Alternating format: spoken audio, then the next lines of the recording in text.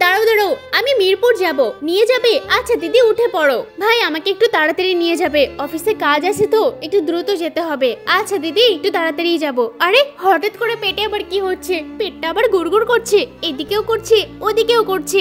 আরে হঠাৎ করে অটোওয়ালার আবার কি হলো? কিছুই তো বলছে না। আর এমন কেন নড়ছে? মনে হচ্ছে পেটে কোনো সমস্যা হয়েছে।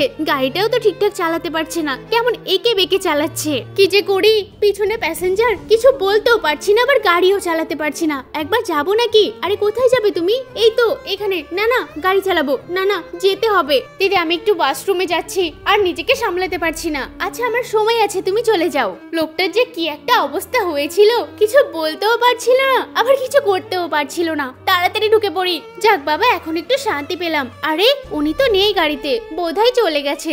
এতক্ষণ অব্দি আবার বসে থাকে নাকি? আরে গাড়ির সামনে দেখছি টাকাটাও রেখে গেছে। বাহ, খুব ভালো মানুষ তো দেখছি।